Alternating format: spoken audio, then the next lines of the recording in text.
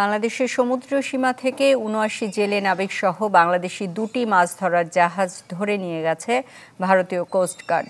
জাহাজ দুটো হলো এমভি মেঘনা ৫ ও এমভি লায়লা ২। বিষয়টি নিশ্চিত করেছে সামুদ্রিক মৎস্য দপ্তর।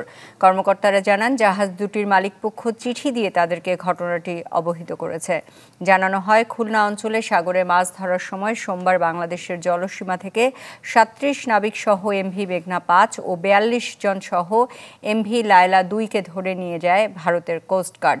তবে কী কারণে ট্রলারগুলো নিয়ে যাওয়া হয়েছে তা জানা যায়নি। নৌপরিবহন অধিদপ্তরের মহাপরিচালক কমোডর মাকসুদ আলম জানান, তিনি বিষয়টি জেনেছেন, খতিয়ে দেখে ব্যবস্থা নেওয়া হচ্ছে।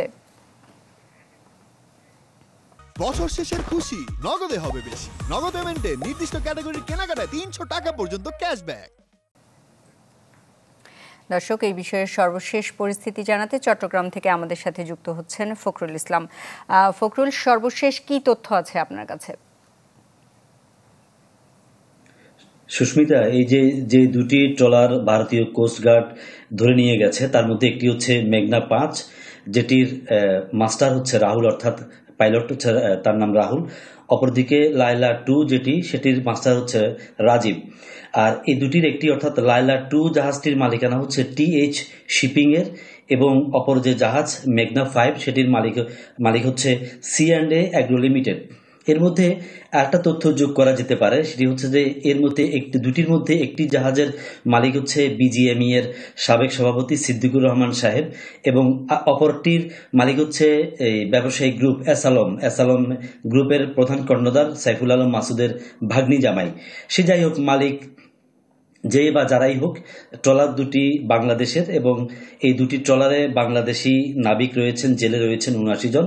কাজেই দুটি ট্রলারকে উদ্ধার করার পাশাপাশি আমাদের নাবিকদেরকে নিরাপদে দেশে ফিরিয়ে আনাই এখন সবচেয়ে বড় চ্যালেঞ্জ সরকারের জন্য।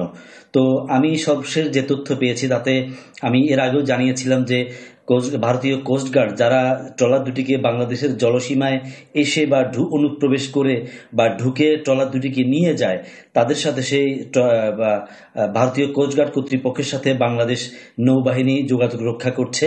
তারা আলাপ আলোচনা চালিয়ে যাচ্ছে। বিষয়টি সরকারের উচ্চ মহলে অবহিত করা হয়েছে, তারা অবগত রয়েছেন।